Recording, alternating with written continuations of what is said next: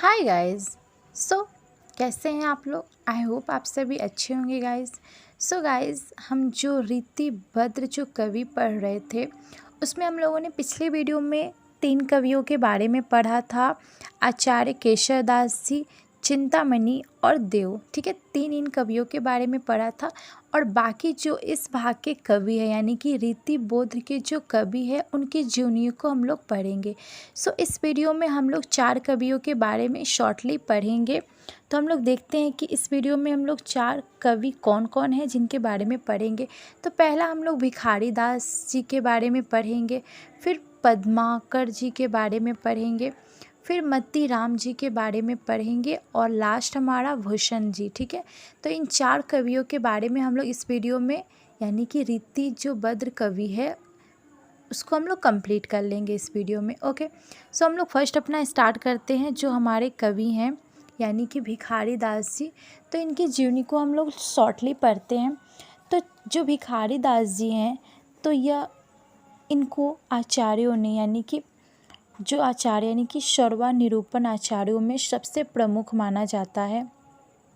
इनका जन्म जो है वो उत्तर प्रदेश में हुआ था। उत्तर प्रदेश के यानी कि प्रतापगढ़ में के निकट 1721 में इनका जन्म हुआ था। ठीक है, इस तरह से आप लिख सकते हो। इन्होंने अपनी रचनाओं को संस्कृत और ब्रज भाषा में लिखा था, यानी कि इनकी जो रचनाएं थी तो उसकी भाषा क्या थी?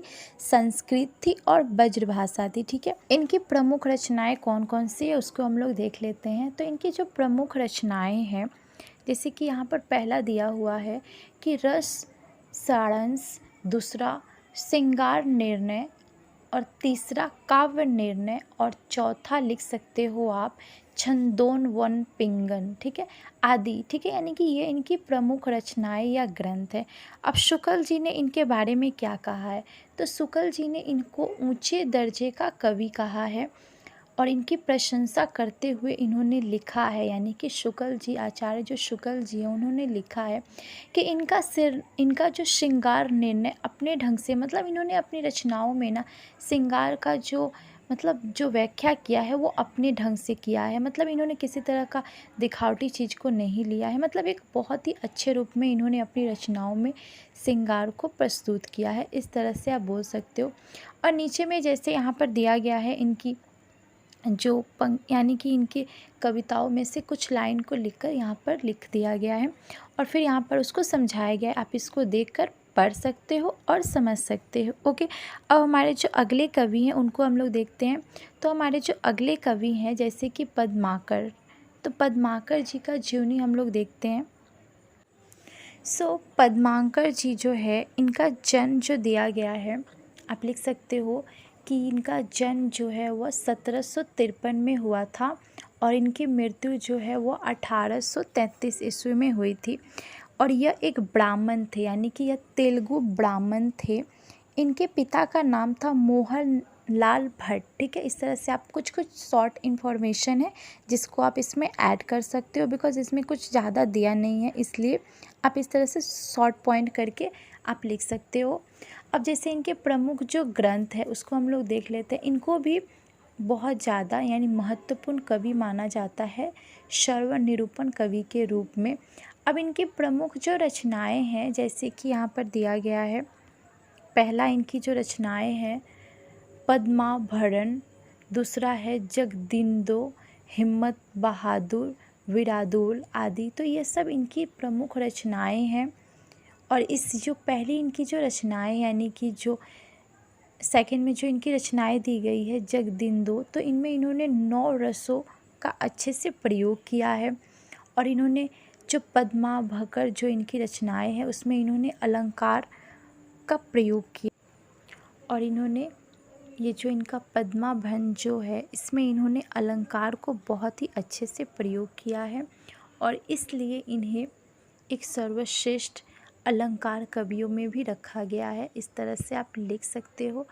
अब यहाँ पर इनकी कविताओं की कुछ लाइनिंग दी गई है और फिर यहाँ पर समझाया गया है, आप इसको समझ सकते हो और लिख सकते हो। ओके, अब हमारे जो अगले कवि है यानी कि जो मतीराम जी है, उनकी जीवनी के बारे में हम लोग शॉर्टली पढ़ेंगे। तो मतीराम जी का अगर हम लोग जीवनी पढ़ते हैं तो इनका जन्म जो है वो कानपुर में 1617 में हुआ था, ठीक है। लेकिन यहाँ पर बुक में दिया हुआ है, उसको आप रॉन्ग कर सकते हो, आई मीन वो सही नहीं है, इस तरह से आप इसको लिख सकते हो।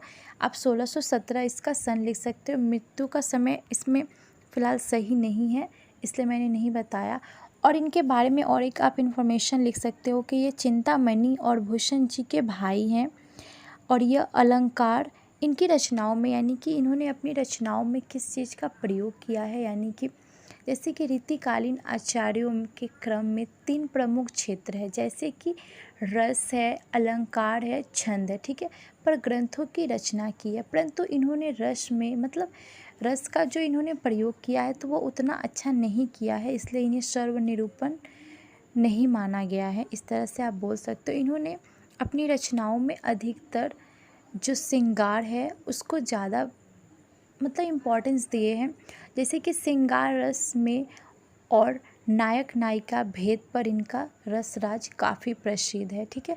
अब इनकी प्रमुख रचनाओं को हम लोग देख लेते हैं कि इनकी प्रमुख रचनाएं जो है जैसे फूलमंजरी, रसराज, ठीक है। तो रसराज जो इनकी जो रचनाएं है बहुत ही प्रसिद्ध ग्रंथ या रचनाएं आप लिख सकते हो।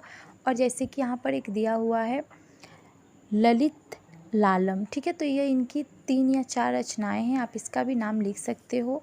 इन्होंने अपनी कौन कौन सी रचनाओं में, जैसे कि ये जो इनकी रचनाएं हैं ललित लमान, तो इसमें इन्होंने अलंकार को बहुत अच्छे से दिखाया है। और छंद सार में इन्होंने छंद निरूपण को बहुत अच्छे से प्रयोग किया है। सो रीति काव्य में मतीराम सहज भाव और इनकी जो भाषाएं है उसमें आडम्बरहीन मतलब किसी चीज़ को ज़्यादा नहीं दिखाया गया है। तो इस तरह से आप लिख सकते हो इनकी रचनाओं के बारे में। यहाँ पर इनकी जो कविता की लाइनिंग दी गई है और फिर यहाँ पर समझाया गया है, आप इसको पढ़ के इसको समझ सकते हो। और हमारे जो अगले कवि हैं लास्ट इस भाग के, उसको हम लोग देख लेते हैं, जो कि हमारे भूषण जी हैं। तो भूषण जी की जीवनी क्या है, तो इनका जन्म जो है वो, जैसे कि हम लोगों ने मतीराम जी के बारे में पढ़ा तो यह उनके भाई लगते हैं, तो इस तरह से ये भी। तो इनके जन्म के बारे में अगर हम लोग पढ़ते हैं तो इनका जन्म भी कानपुर में हुआ था और 1670 ईस्वी में इनका जन्म हुआ था, इस तरह से आप लिख सकते हो। यह वीर रस के प्रमुख रीतिकालीन कवियों में सर्वश्रेष्ठ माने जा सकते हैं। साथ ही भूषण को अलंकार निरूपण कवि के रूप में भी रखा गया है। इनके प्रमुख ग्रंथ कौन कौन से हैं उसको हम लोग देख लेते हैं। तो इनके प्रमुख ग्रंथ जो है, जैसे कि पहला इनका जो ग्रंथ या रचनाएं हैं शिवराज भूषण, फिर हमारा है शिवावाणी, और लास्ट में जो दिया हुआ है छत्रसाल दशक, ठीक है। तो ये इनकी 3 रचनाएं जो प्रमुख है उसको दिया गया है। तो एक इनके बारे में इंफॉर्मेशन अगर हम लोग देखते हैं तो इनको ये जो भूषण की उपाधि है वो किसने दिया था, तो ये जो भूषण की उपाधि है उसे चित्रकूट के राजा रुद्र शाह सोलंकी ने इनको भूषण की उपाधि दी थी, इस तरह से आप इसको लिख सकते हो। और फिर यहाँ पर इनकी कविताओं की लाइनिंग दी गई है जिसको आप पढ़ के समझ सकते हो अच्छे से। और फिर यहाँ पर कुछ क्वेश्चंस दिए गए हैं, जैसे एक तरफ में कवियों के नाम है और फिर दूसरी तरफ में उनके ग्रंथों यानी कि उनकी रचनाओं के बारे में बताया गया है। आप इसको पढ़ के अच्छे से आप लिख सकते हो कि कौन सी रचना किस कवि की है। और फिर यहाँ पर क्वेश्चंस दिए गए हैं, आप इसको इजीली कर सकते हो। ओके, सो गाइस इसके बाद जो कवि हैं यानी कि जो इसके बाद जो रीति सिद्ध कवि हैं उनके बारे में हम लोग पढ़ेंगे। ओके, सो गाइस इस वीडियो में हम इतना करते हैं, नेक्स्ट वीडियो में हम लोग इसके बाद यानी जो कवि बचे हुए हैं उनको करेंगे। ओके, सो आज हम लोगों ने रीतिबद्ध कवियों के बारे में कंप्लीट किया। ओके, सो आई होप आपको वीडियो अच्छा लगा हो, अगर अच्छा लगा तो प्लीज़ एक लाइक एंड शेयर कर दीजिएगा। And thanks for watching this video guys and bye.